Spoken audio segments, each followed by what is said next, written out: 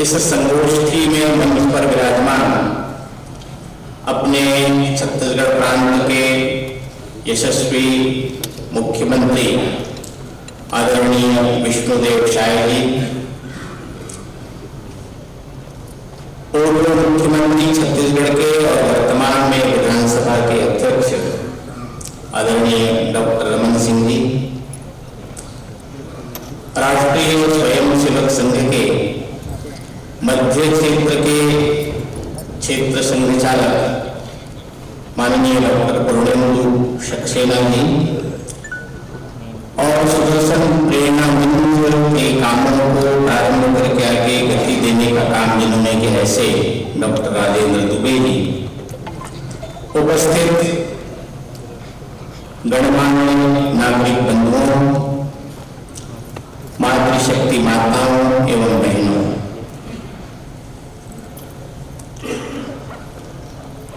मेरे लिए अत्यंत गौरव का विषय, सौभाग्य का विषय है कि परम पूजनीय सरसंघ चालक सुदर्शन जी के इस स्मृति में आयोजित इस कार्यक्रम में भाग लेने का अवसर मिला है। अपने प्रदेश के मुख्यमंत्री जी ने पूज्य सुदर्शन जी के जीवन के बारे में संक्षिप्त जानकारी दी है।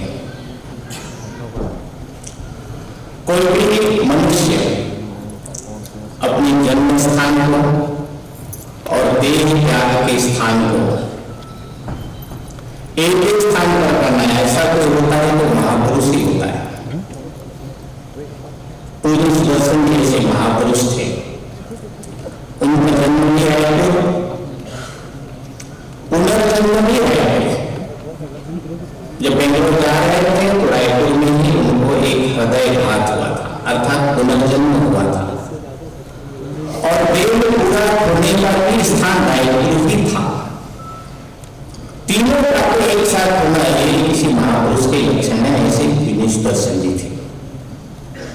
भगवद गीता के अध्याय 5 में श्लोक 3 में सन्यासी का उसका लक्षण है, ज्ञेयः सत् नित्य सन्यासी यो न द्वेष्टि न कांक्षति निर्द्वंद्वो हि महाभावो सुखम बंधात् मुच्यते। तो वो सन्यासी जिसका किसी से अनुराग है, किसी से द्वेष है,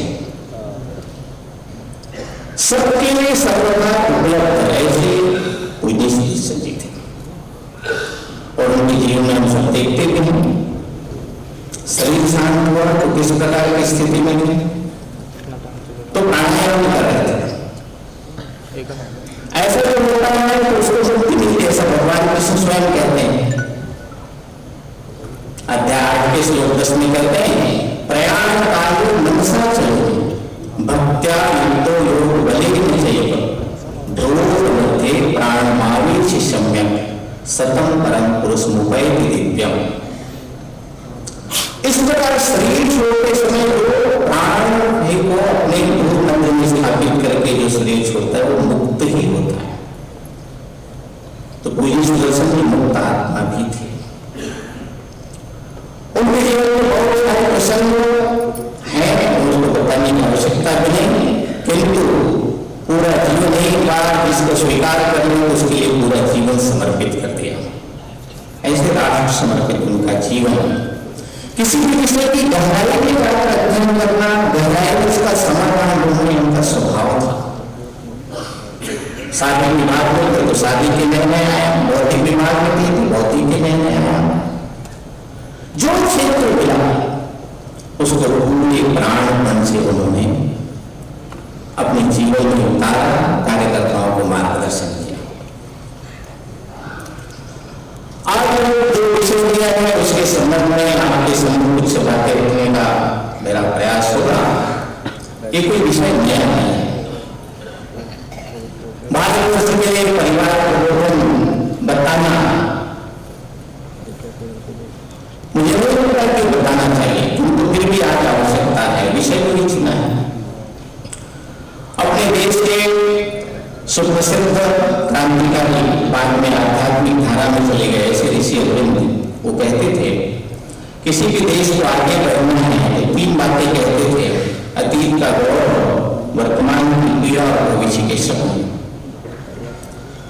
अतीत गौरवशाली होना चाहिए, अतीत गौरवशाली और वर्तमान वैसा नहीं तो उसका कष्ट चाहिए, मन में पीड़ा चाहिए, और भविष्य में वैसा बनाने का सपना चाहिए। तो हमारे देश का भी अतीत कैसा था? तो राष्ट्रपति मैत्रीशरण गुरु कहते हैं भारतवर्ष का अतीत कैसा था? तो कहते हैं भूलोक का गौरव, प्रकृति का पुण्य लीला स्थल कहाँ, फैला मनोहर गिरि हिमालय और गंगा जल कहाँ। संपूर्ण देशों से अधिक किस देश का उत्कर्ष है, उसका जो ऋषि भूमि है वह कौन? भारतवर्ष है। हाँ, भारतवर्ष ही संसार का सिरमौर है। ऐसा पुरातन देश कोई विश्व में क्या और नहीं। संसार की विधियों का यह प्रथम भंडार है। विधियों किया नर सृष्टि का पहले यही विस्तार है। संसार को पहले हमें ज्ञान दीक्षा दान की, आचार की, विज्ञान की, व्यापार की, व्यवहार की, हर किसी से दुनिया को दिशा देने वाला अपने परम प्रिय भारतवर्ष रहा है। वैसा फिर से बनना चाहिए। ये सपना रहेगा तो वैसा देश बनेगा, लेकिन वैसा देश था ये कब था? तो भारतवर्ष की जो कुटुंब की जो व्यवस्था है वो बहुत मजबूत हुआ करती थी। सारे भारतवर्ष के अंदर परिवार सब मिलकर के रहते थे, एक साथ रहते थे, संयुक्त परिवार हुआ करता था। तब जाकर के भारत की गौरवशाली स्थिति थी, दुनिया को दिशा देने वाला। लेकिन दुर्भाग्य से पश्चिमी वातावरण के प्रभाव में हम भी आते गए। दुनिया के लोगों ने भारतवर्ष का अध्ययन किया है। इंडिया के साथ ऐसे कई प्रकार की किताबें प्रकाशित हैं, हम पढ़ भी सकते हैं, पढ़ना भी चाहिए। ईसा यहाँ करके काफी समय गुजारते हैं, वे लिखते हैं, बहुत सारी बातें लिखते हैं, लेकिन वो अंत में कहते हैं भारतवर्ष के लोग अत्यंत प्रामाणिक थे, झूठ नहीं बोलते थे। भारतवर्ष के लोग नैतिक दृष्टि में बहुत उच्च थे, जो संधि करते थे, जो समझौता करते थे, उसको तोड़ते नहीं थे, वचनों में बड़े पक्के थे भारतवर्ष के लोग। ऐसी अनेक बातें मेगास्थनीज लिखता है, और मेगास्थनीज क्या जो आए वो सब नहीं था। और बाद में हमारे जो है जिस लाल मेघालय को हम जानते हैं, वो लाल मेघालय 2 फरवरी 1835 को ब्रिटिश संसद के अंदर भाषण है, बड़ा प्रसिद्ध भाषण है। वो कहते हैं मैं भारतवर्ष के एक छोर से लेकर दूसरे छोर तक पूरा भ्रमण किया हूं, लेकिन भारतवर्ष में मुझे कोई भिखारी अथवा चोरी करने वाला नहीं मिला। भारतवर्ष में बहुत उच्च नैतिक मूल्यों के हैं, और यदि भारतवर्ष में ये सब है तो हमको उस पर राज करना ये बहुत कठिन है। उस पर राज नहीं कर सकते, उस पर राज करना है तो उसकी रीढ़ की हड्डी को तोड़ना पड़ेगा, जो उसकी संस्कृति है और उसका अध्यात्म है। ये लाल मेघालय का भाषण है। तो दुनिया में सब लोगों को भी लगता था कि भारत श्रेष्ठ देश है, प्रामाणिक है, नीतिवान लोग हैं, चरित्रवान लोग हैं। तो ये कहाँ था? ये परिवार के अंदर था, हमारे परिवारों में था। पश्चिमी प्रभाव आज जो तुम देख रहे हैं तो क्या स्थिति है, तो ध्यान में आता है कि हमारे बेंगलुरु के जैसा के एक डॉक्टर है, डॉक्टर नागेंद्र जी, वो जब छत्तीसगढ़ आए थे तो अपने अनुभव बता रहे थे कि कैसे पश्चिमी देशों की स्थिति है। एक विद्यालय में 7वीं 8वीं कक्षा के छात्रों को योग सिखाने के लिए गए थे, तो वहां छात्रों को मेटल डिटेक्टर से प्रवेश कराया जा रहा था। तो डॉक्टर नागेंद्र ने पूछा कि मेटल डिटेक्टर क्यों लगाएंगे, क्या ये तो छोटे छोटे बच्चे हैं, 7वीं 8वीं कक्षा के बच्चे हैं।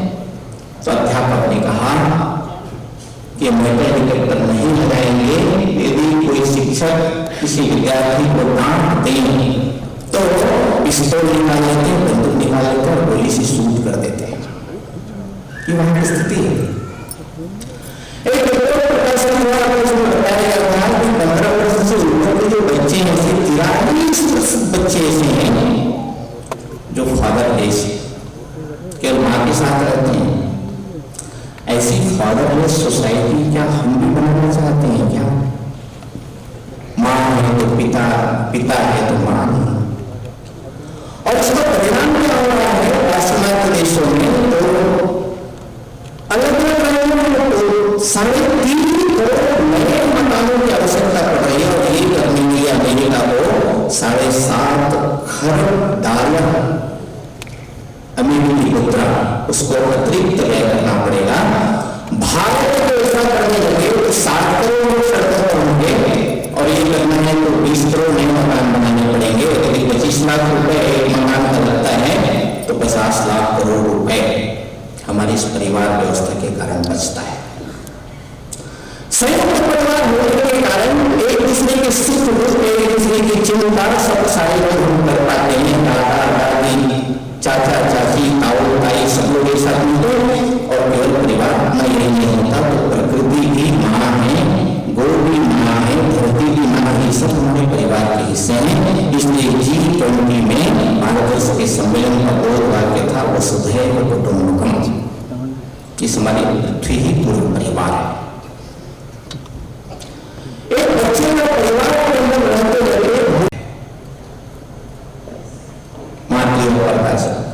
और छत्रपति शिवाजी महाराज कल्याण प्रारंभ करते तो कल्याण की बहू को भेंट के स्वरूप में लाते एक मुस्लिम महिला युवती को तो छत्रपति करते हैं, सामान डाल दिया, कहा डॉक्टर आप भी बैठ गए, वो भी बैठ गए, फिर घोड़े खोल दिए, तांगे के घोड़े खोल दिए। तुम लोग कर क्या रहे हो? सर आज तो हम ही ले जाएंगे इस तांगे। घोड़े खोल करके विद्यार्थी ने तांगे के द्वारा उनका सामान रेलवे स्टेशन तक पहुंचाया। ये शिक्षक के प्रति सम्मान, गुरु के प्रति सम्मान।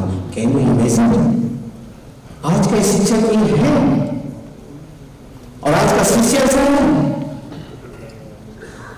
बड़ों के प्रति सम्मान ही हमारे परिवार में जो मूल्य है वो हमको सिखाना पड़ेगा। अपने जो भी अच्छा है उसके प्रति कृतज्ञता का भाव अपने मन के अंदर आना चाहिए कि नहीं? गंगा मैया, गौ माता, ये मां की संज्ञा क्यों गई? इसके प्रति कृतज्ञता का भाव हमारे मन के अंदर जीवन में। मैं प्रयाग से लखनऊ जा रहा था, प्रवास के दौरान तो एक नवचंडी एक्सप्रेस चलता है, भीड़ बहुत थी। गांव से आया हुआ दंपत्ति स्लीपर के कोच में बैठने की कोशिश करने लगा। लोग कहने लगे स्लीपर का कोच आगे जाओगे? हमने कहा भाई बैठे तो क्या है, बेचारे गांव के लोग हैं, बैठ गए। बच्चे थे उसके साथ, बच्चे तो खिड़की के पास बैठना बहुत अच्छा लगता है, खिड़की के पास बैठ बच्चे हल्ला भी करते थे। इतने में गंगा जी का पुल आया तो बच्चा चिल्लाने लगा गंगा है। उसकी मां ने उसकी बांह पकड़ करके नीचे उतारा, उसके गाल पर एक चपत लगा करके कहती गंगा ही नहीं, गंगा माता को। उसके हाथ में सिक्का देती है और कहती है सिक्का जो है गंगा मैया में डालो खिड़की से और दोनों हाथ जोड़कर प्रणाम करो। इस देश का संस्कार है, ये बनाए रखना है कि नहीं?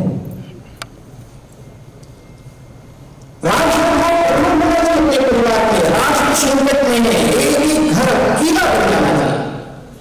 हम तानाजी मालुसरे की बात सुनते हैं, छत्रपति शिवाजी महाराज उनकी मां को लगा कि ये गुंडाना का किला यहाँ पर आज भी भगवा झंडा नहीं लगता है, ये खटकता है मेरी आंखों में। सूर्य को अर्घ देते समय शिवाजी को ध्यान में आ गया किला जीतना है। उस समय तानाजी मालुसरे आते हैं, छत्रपति शिवाजी को पूछते हैं क्या बात है, चिंता कर रहा हूं? कुछ नहीं कुछ तो बताइए।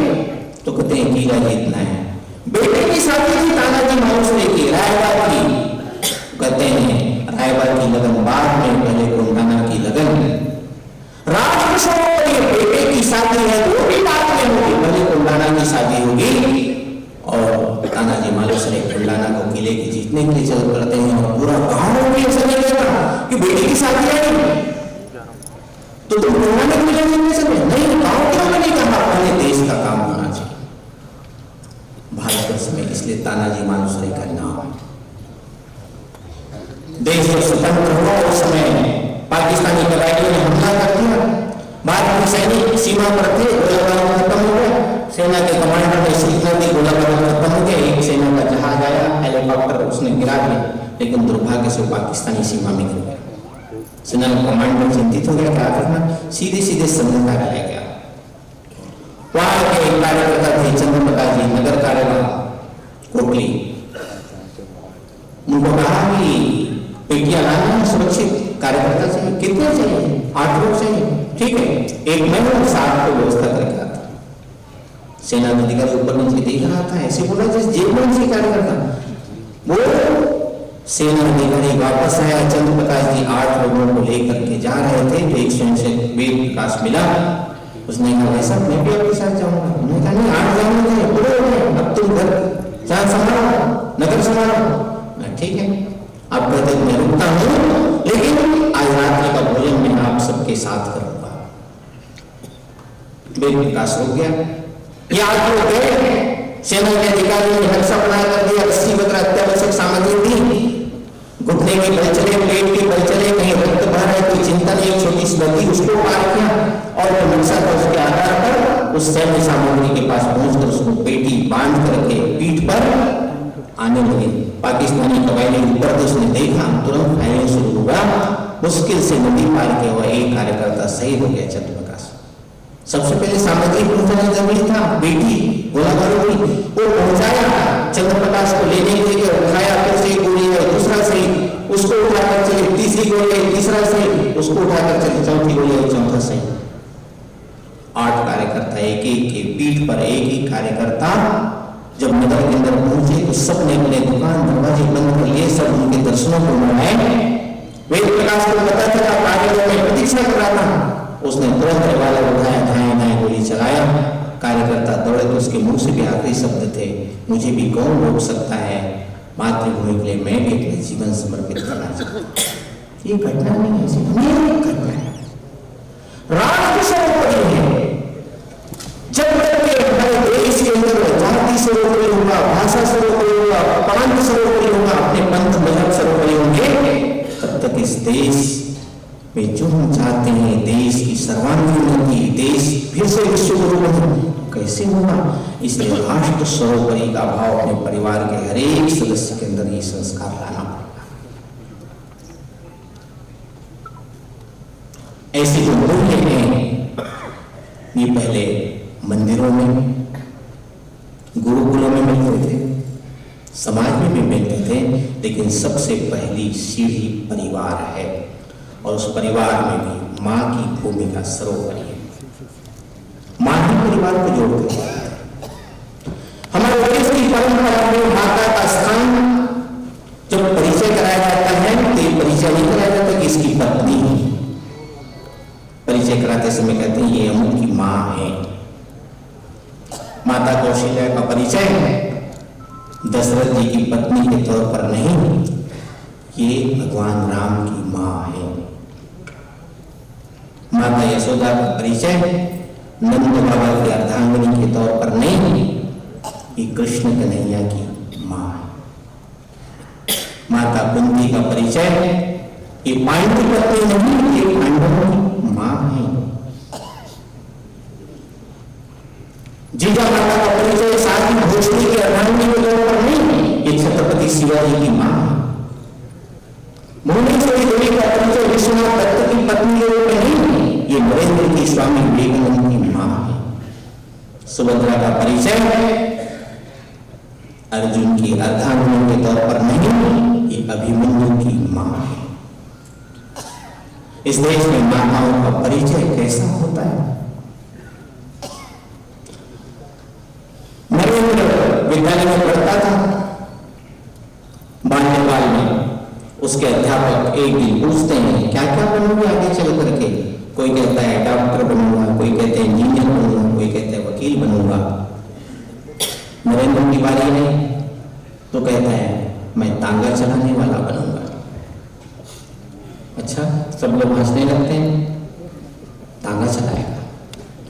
वो वही कलकत्ता के अंदर तांगा चलाने वाला बहुत रोड से तांगा चलाता है, अभी भी चलाता है। जब घोड़े पर चाबुक लगाता है तो घोड़ा तेज गति से दौड़ता है। नरेंद्र को बहुत अच्छा लगता था, मैं भी तांगा चलाने वाला बनूंगा। घर आया, माँ ने पूछा भुवनेश्वरी देवी ने क्या हुआ विद्यालय में, ऐसा ऐसा हुआ। माँ ने डांटा नहीं उसको, उलाहना नहीं दी, तू तांगा चलाएगा नहीं। माँ ने क्या कहा, बेटा जरूर तू तांगा चलाने वाला बनेगा, लेकिन कैसे तांगा चलाने वाला बनेगा। ये जो भगवान कृष्ण है जहाँ रथ है, रथ वहां पर चित्र लगा हुआ था, वहां पर घर में ऐसा तांगा चलाने वाला बनेगा तू, ऐसा बनना तेरे। भगवान कृष्ण को रथ को मारना है, ऐसा बनना है। देखिए माँ ने नरेंद्र को दिशा दी, तुम्हें तांगा चलाने वाला तो बनना है, बुलाना नहीं थी उसको, डांटा नहीं, फटकारा नहीं, उसको दिशा दी, उपयुक्त दिशा दी। ये माँ का ही काम है, माँ ही कर सकती है बच्चे को उचित दिशा देना। इसलिए आज माँ की भूमिका भी महत्व की है। एक कुटुंब को बनाए रखना, परिवार को परिवार बनाए रखना, इसमें माँ का रोल सर्वोपरि है। माँ को अपना ध्यान रखना पड़ेगा। माँ अगर सुबह नहीं उठेगी, बच्चों को उठाएगी तो बच्चे उसका पालन नहीं करेंगे। यह रायपुर की घटना है। रायपुर में सरस्वती शिशु मंदिर के आचार्य अभिभावकों से संपर्क करने जाते हैं। रविवार का दिन ही आचार्य को लगा बहुत सारे माता बहनों से मिलूंगा। सुबह सुबह जल्दी तैयार होकर गया, एक घर में दस्तक दिया, कोई दरवाजा खुला नहीं था, घंटी बजाता है तो माता जी दरवाजा खोलती हैं, प्रणाम किया, अरे आचार्य जी बैठिए, चाय बना कर लाती। चाय बनाने लगी, चाय बना करके आई तो पीते पीते चर्चा, अरे क्या बात है देर से कोई कार्यक्रम में गए क्या हुआ। माता जी ने कहा रोज का ही क्रम है, इनके पिताजी एक कंपनी में काम करते हैं, वहां देर से छुट्टी होती, देर से आते हैं, देर से भोजन चाहिए, देर से सोना, इसलिए सुबह उठना भी देर से। बच्चे शिशु मंदिर पढ़ते हैं, बच्चों को माँ का उत्तर था यदि बच्चे को 5 बजे उठाना है तो मुझको तो कम से कम 4:45 बजे उठना पड़ेगा ना। बच्चे को भी अभिष्ट संस्कार करना है तो जन्मदात्री माँ को भी अपना उदाहरण रखना पड़ता है, तब जाकर बच्चों के अंदर उचित संस्कार दे पाने में सफल हो सकती है। माताओं की भूमिका बढ़ेगी। हम लगातार मोबाइल देखते रहेंगे और बच्चे को कहेंगे मोबाइल मत देखो, ये नहीं होगा। मोबाइल में बहुत सारी जानकारियां हैं, कई सारी अच्छी इंफॉर्मेशन है, उपयोगी भी है। कहां तक, कितना तक इसका विवेक, इसका संयम हम घर में नहीं सिखाएंगे तो क्या होगा, करना पड़ेगा। ऐसी अनेक बातें हैं जो एक परिवार के अंदर हम सबको संस्कार के तौर पर, खुट्टी के तौर पर हमको करने की आवश्यकता है, डालने की आवश्यकता है, तब जाकर परिवार ठीक बनेगा। जम्मू कश्मीर गया था तो जम्मू कश्मीर में परिवार के अंदर बहुत अनुभवी, उन्होंने कहा ऐसा परिवार एक रख लो तो देश एक हो जाएगा। बड़ी बात कही उन्होंने, परिवार एक होगा तो देश एक हो जाएगा। आज परिवार टूट रहे हैं, दिखा रहे हैं, परिस्थिति के कारण परिवार साथ में रहना कठिन है, परिवार बड़े बड़े हो गए तो अलग अलग रहना पड़ेगा, लेकिन परिवार साथ नहीं रह सकते, एक रह सकते हैं। साथ रहना कठिन है, एक तो रह सकता है, बीच बीच में महीने में 2 महीने में परिवार एक साथ मिल सकते हैं ना, आपस का सुख तो बांट सकते हैं ना, यह आवश्यकता है। आज देश को अच्छा करना है तो उसकी सबसे छोटी इकाई परिवार है। परिवार अच्छे होते जाएंगे, परिवार में देश प्रथम, परिवार में समरसता, परिवार में संवेदना का भाव, परिवार के अंदर मातृ परदारेषु परप्रवेशोष्टु आत्म सर्वभूतेषु अतिथियों का सम्मान, बड़ों का सम्मान, ऐसी सारी बातें एक संस्कार के तौर पर परिवार में हम देते जाएंगे। परिवार अच्छा होगा तो देश में अच्छा होगा। सूरज उनके मन में एक परीक्षा होगी। मैं लगातार काम करता रहता हूँ, इतना खटता हूँ, मुझे भी 7 दिन आराम करना है, लेकिन दुनिया को रोशनी कौन देगा, प्रकाश कौन देगा? तो उन्होंने जितने रोशनी देने वाले सबको इकट्ठा किया, सबको बुलाया, देखो 7 दिन सब 24 घंटे 12 घंटे सबको प्रकाश देने के काम करना है, कौन जिम्मेदारी संभालेगा बताओ? चंद्रमा ने कहा मैं 12 घंटे की तो जिम्मेदारी ले सकता हूं, लेकिन मैं भी तो प्रकाश आप ही के प्रकाश से पाता हूं, आपके प्रकाश से प्रकाशित होता हूं, तो कैसे आप नहीं लेंगे प्रकाश? आप आराम करेंगे, छुट्टी मिलेंगे, मैं कैसे प्रकाश दे सकूंगा? ट्यूबलाइट बाकी सबसे पूछा तो नहीं कहा मैं हम क्या दुनिया को प्रकाशित कर सकते हैं? दीपक उनको पूछा सूर्य ने, तुम क्या करोगे? तो दीपक का उत्तर था मैं दुनिया को प्रकाश दे सकूंगा कि नहीं दे सकूंगा ये तो मैं नहीं जानता, लेकिन जब तक मेरी बाती है और उसमें तेल है तब तक मैं जलता रहूंगा, प्रकाश देता रहूंगा, इसकी मैं गारंटी देता हूं, इसका मैं संकल्प करता हूं, ये पक्का है। हमें को दीपक का संकल्प लेना है। मैं दुनिया को प्रकाश नहीं दे सकता, दुनिया को ठीक नहीं कर सकता, सारे भारत को ठीक नहीं कर सकता, लेकिन हर अपने अपने परिवार में दीपक की तरह हमारा संकल्प होने की आवश्यकता है। यमुना कहती कृष्ण कहाँ है, सरयू कहती राम कहाँ है।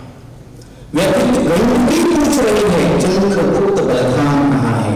अर्जुन का गांडी किधर है, कहाँ भीम की गदा खो गई, किस कोने में पांचजन्य है, कहाँ भीष्म की शक्ति से पड़ी। अगणित सीताएं अपने थे महावीर निजको पहचानो, अपमानित द्रुपदाएं कितनी समरसील सबको संधानो। अलग छेद को धूल चटाने वाले पौरुष फिर से जागो, क्षत्रिय विक्रम के जागो, जनक पुत्र के निश्चय जागो। ये निश्चय करने की आवश्यकता है, हर एक को संकल्प लेने की आवश्यकता है। मैं अपने परिवार में इसकी शुरुआत करूंगा अच्छी बातों की, उसकी आवश्यकता है। नहीं तो आने वाली पीढ़ी, आने वाला भविष्य हमारा क्या होगा ये कल्पना करेंगे तो भी रोंगटे खड़े हो जाते हैं, क्या होगा आगे। इसलिए आप सबसे प्रार्थना है कि 5 बातों का हम सब लोग अपने अपने घर से अपने से संकल्प लेने का यहाँ पर विचार करके जाएं। पहली बात, हमारा कुटुंब अच्छा होना चाहिए, सबकी इच्छा है, आकांक्षा है। कुटुंब संस्कारित होना चाहिए, परिवार संस्कारित होना चाहिए, परिवार मेलजोल के साथ रहना चाहिए, सबकी इच्छा है, उसकी शुरुआत करनी पड़ेगी। इसलिए साप्ताहिक भजन, साप्ताहिक भोजन साथ में शुरू करना पड़ेगा। हम जिस भी भगवान जिस भी देवी देवता को मानते होंगे उसकी आरती पूजा सप्ताह में एक बार सब मिलकर करेंगे। आवश्यकता पड़ी तो हनुमान हमेशा सप्ताह में एक बार करेंगे, सुंदरकांड करेंगे, जो हम करना चाहें करें, सप्ताह में एक बार मिलकर करें। सामूहिक रूप से भोजन और कुछ अच्छी बातों की चर्चा। अच्छा क्या देखा, अच्छा क्या सुना, अच्छा क्या पढ़ा, ऐसी बातों की चर्चा हम करेंगे। देश, इतिहास, समाज, राष्ट्र, हमारे पूर्वजों ने क्या क्या ऐसी बातों की चर्चा सप्ताह में एक दिन, तो धीरे धीरे कुछ अच्छी बातों की शुरुआत हम अपने घर से कर सकेंगे। तो परिवार प्रबोधन का काम शुरू करना। दूसरा क्या है, तो समरसता। छुआछूत के भाव में, छुआछूत के व्यवहार में समाज का बहुत नुकसान किया है। हमारे कहीं कहीं शास्त्रों में, कहीं भी पुराणों में छुआछूत को स्थान नहीं, उसका महिमा नहीं। सबको साथ में लेकर चलना, सब एक रस है। हमारे ऋषि मुनि कैसे पैदा हुए हम सब जानते हैं। वैश्या गर्भ समुत्पन्न वशिष्ठस्य महामुनि, दासी गर्भ समुत्पन्न नारदस्य महामुनि, कैवल्यी गर्भ समुत्पन्न व्यासस्य महामुनि, क्षत्रिय गर्भ समुत्पन्न विश्वामित्रस्य महामुनि, कुंभा गर्भ समुत्पन्न अगस्त्यस्य महामुनि, श्रृंगी गर्भ समुत्पन्न विश्वेश्वर महामुनि, शूद्री गर्भ समुत्पन्न उस्कस्य महामुनि, वेदाभाषा भवेत् तस्मात् जाति कारण, जाति के कारण कोई महर्षि नहीं बने तो अपने पुरुषार्थ से परिश्रम से महर्षि बने, महर्षि बने। ये सब महापुरुष कहीं बंधन नहीं है कि छोटी जाति का या बड़ी जाति का, सब समान, सब हम कहते हैं आत्मोत्सव होती सबके अंदर एक ही आत्म तत्व है। कहते हैं सियाराम में सब चर्चा में, फिर भी हम छुआछूत का व्यवहार करते हैं।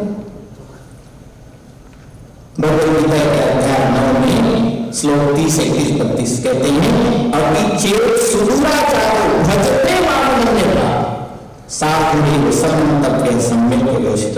अत्यंत दुराचारी भी मेरा चिंतन करता है वो भी मोक्ष प्राप्ति का अधिकारी है।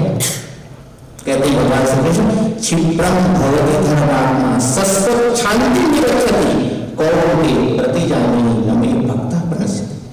और आगे कहते हैं माम ही पार्थ यथाश्रित्य ये विष्णु पापयोनयः स्त्रियों वैश्यास तथा शूद्राः ते अपि यान्ति परां गतिम्।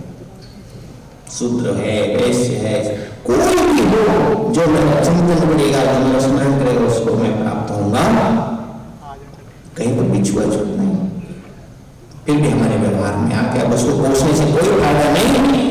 हमको आज से इस बात को इसका संकल्प लेना है कि हम अपने घर में छुआछूत का व्यवहार नहीं करेंगे। समाज का बहुत नुकसान किया सकता है। और इसलिए मेरा निवेदन है कि हमारे घर में जो भी छोटे छोटे काम करने वाले हैं, सफाई करनी होंगे, झाड़ू लगाने वाली कोई होगी, सब्जी बेचने वाली होगी, हमारे घर में दूध देने वाला होगा, हमारे बाल काटने वाला होगा, कपड़ा धोने वाला होगा, ऐसे सब लोगों को सूची बनाकर 10, 12, 15 लोग होंगे। साल में एक बार सम्मान सहित उनको अपने घर में बुलाना, उनको भोजन कराना।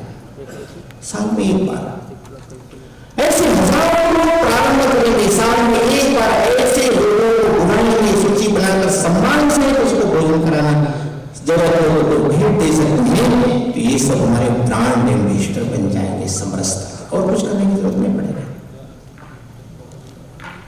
तो समरसता का संकल्प हम सबको लेकर जाना है। तीसरी बात है पर्यावरण।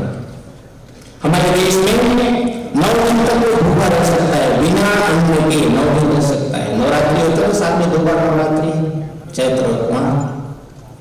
इस देश के प्रधानमंत्री भी कभी नींबू पानी पी करके तो कभी नारियल का पानी पी करके रह जाते हैं। देश के लाखों लोग भी करते हैं, भोजन के बिना रह जाते हैं। अपने देश समाज के बंधु पानी के बिना भी रह जाते हैं, लेकिन कोई भी ऐसा नहीं जो ऑक्सीजन के बिना रह सके। हमने कोरोना के सेकंड वेव में अनुभव किया है, ऑक्सीजन के अभाव में अपने बीच के लाखों परिवारों को हमने खोया है। ऑक्सीजन हम तो नहीं बनाते, ऑक्सीजन बनाते हैं पेड़ पौधे। हम तो कार्बन डाइऑक्साइड छोड़ते हैं, उसको जीवोपयोगी ऑक्सीजन के रूप में परिवर्तित करते हैं हमारे भी पेड़ पौधे। यदि पेड़ पौधे नहीं होंगे तो हमारा भी जीवन मुश्किल हो जाएगा, हमारा भी अस्तित्व संकट में पड़ जाएगा। 33% वन होना चाहिए ऐसे पर्यावरण में तो मत है। अभी भारतवर्ष के अंदर ग्रीन कवर 20% है या उससे कम भी हो सकता है, इसको बढ़ाना है। तो हर एक को संकल्प लेना पड़ेगा कि मैं अपने परिवार के द्वारा कम से कम साल भर में 10 पौधे तैयार करूंगा, उसको खड़ा करूंगा, पुत्र की तरह सींच कर उसको बड़ा करूंगा। अपने आसपास का केंद्र से उसमें हरियाली बनाऊंगा। मैं जिस संस्थान में काम करता हूं वहां हरियाली बढ़ाऊंगा। सब जगह हरियाली बढ़ाने का एक आंदोलन चलना चाहिए। पर्यावरण की दृष्टि से। चौथा संकल्प लेने को स्वर्ग अपने भारत को अपने घर में सुरक्षित रखने का संकल्प हमको लेना है। भारत को अपने घर में सुरक्षित रखना मतलब अपना खान पान, अपना रहन सहन, अपना पहनावा। हम जन्मदिन मनाते हैं बच्चों को तो दीपक बुझाना है कि दीपक जलाना है? कहां जाना है? तो अपना स्वर मातृभाषा में हस्ताक्षर हम कर सकते हैं ना। हमारे घरों के सामने कोई फर्क मातृभाषा में हो सकता है ना। हम निमंत्रण पत्र छापते हैं तो अपनी मातृभाषा में निमंत्रण पत्र छाप सकते हैं ना।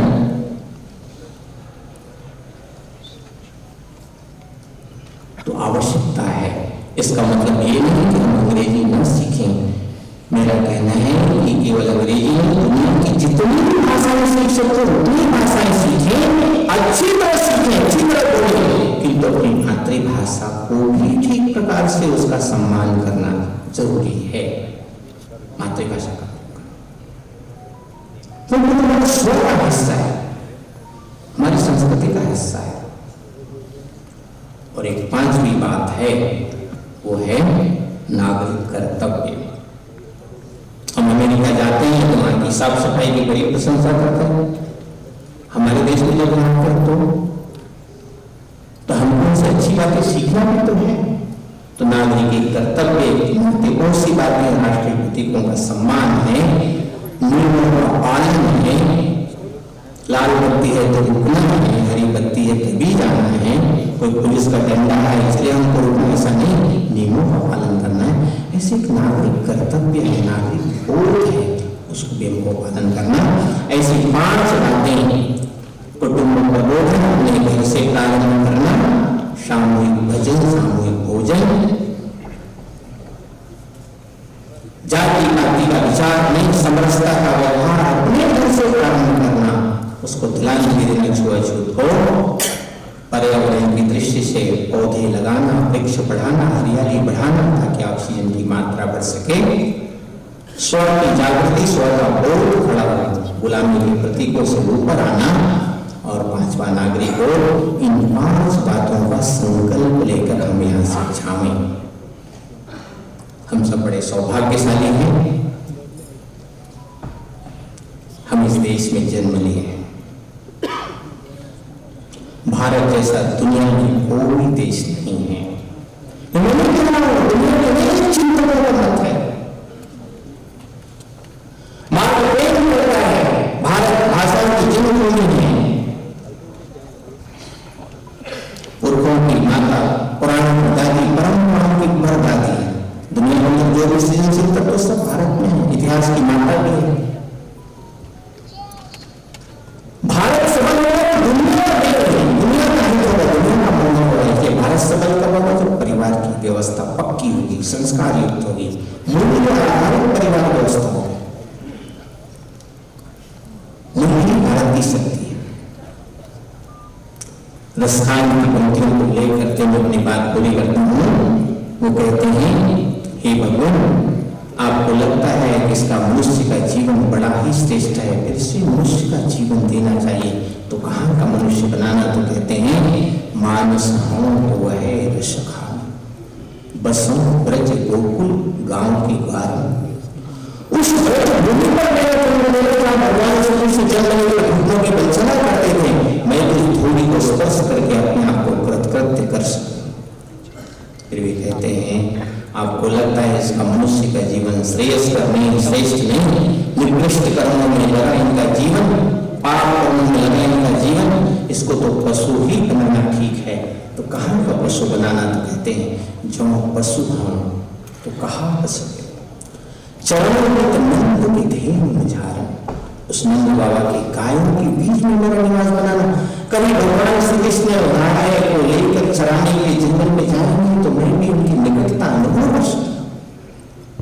जो कहते हैं, आपको लगता है ये तो पशु बनाने के लायक भी नहीं है, इसका तो कर्म उससे भी उत्कृष्ट है, इसको तो पक्षी ही बनाना श्रेयस्कर है। तो कहाँ का पक्षी बनाना? तो कहते हैं, जो खग हो तो बसे कर्म, मिल कालिंदी कदम के डारन, उस यमुना के किनारे जो कदम का झाड़ है वहां मेरा घोंसला बनाना, वहां का पक्षी बनाना। भगवान श्री कृष्ण तो आएंगे उस कदम के झाड़ पर बैठकर बांसुरी बजाएंगे तो मैं उनकी धुन को सुन करके अपने आप को कृतार्थ कर सकूंगा। वे कहते हैं आपको लगता है कि तो पक्षी बनाने के लायक नहीं है, क्योंकि निकृष्ट कार्यों में संलग्न इनका जीवन पाप कर्मों में रत, इसका पूरा जीवन, इसको तो पत्थर ही बनाना ठीक है, तो कहाँ का पत्थर बनाना? तो कहते हैं पाहन हो तो वह गिरी को धैर्यो हरि छत्र पुरंदर का।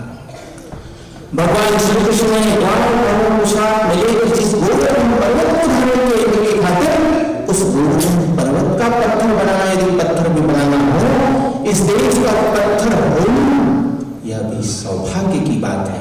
हम सब तो मनुष्य, भारत जन्म दुर्लभम मानुष तत्व दुर्लभ है। भारत में जन्म ही सौभाग्य की बात है, मनुष्य का जन्म तो बड़ा सौभाग्य की बात है। हम सब ऐसी भारत भूमि में जन्म लेने का हम सबको सौभाग्य मिला है। मुझे लगता है इस पूरे भारत वर्ष के दर्शन चिंतन उसको प्रकटित करना है। मूल्यों के तौर पर तो उसकी पहली कड़ी परिवार है, और इस परिवार की व्यवस्था को, कुटुंब की व्यवस्था को हम सब लोगों को अपने से प्रारंभ करना पड़ेगा। अपने परिवार में इन मूल्यों को न केवल सुरक्षित रखना है, रखना है, अभी इसको संवर्धित भी करना है। जो बातें रीति के तौर पर हो गई है उसको छोड़ना भी है। अच्छी बातों को आज के युवाओं को उसको परिवर्तित करके उसको संवर्धित करते जाना है। यही युव धर्म है। पूज्य सुदर्शन जी इसलिए जीवन भर प्रयत्नशील रहे, परिवार अच्छा होना चाहिए। उनकी स्मृति में आज इस संगोष्ठी में हम सब लोग आए, हम सब लोगों ने विचार सुना, इसलिए आप सब बंधुओं का बहुत बहुत धन्यवाद। आयोजकों को भी बहुत बहुत धन्यवाद। शुद्ध हृदय की द्वारा से विश्वास दीप निष्कंप जलाकर कोटि चरण बढ़े जा रहे, तिल तिल जीवन गला गला कर, बहुत सारे जीवन लगे हुए उस काम में। जब तक ध्येय पूरा होगा तब तक पग की गति नहीं रुकेगी। आज कहे चाहे कुछ दुनिया, कल छुपी भी न रहेगी। सारी दुनिया भारत की जय जयकार करके ही रहेगी। वह दृश्य दिख रहा है, संभव दिख रहा है। केवल हम सबको इन मूल्यों को ठीक प्रकार से अपने घरों के अंदर संरक्षित संवर्धित करते हुए आगे जाना, इतना ही निवेदन करते हुए आप सब लोगों को पुनः धन्यवाद करते हुए अपनी वाणी को विराम।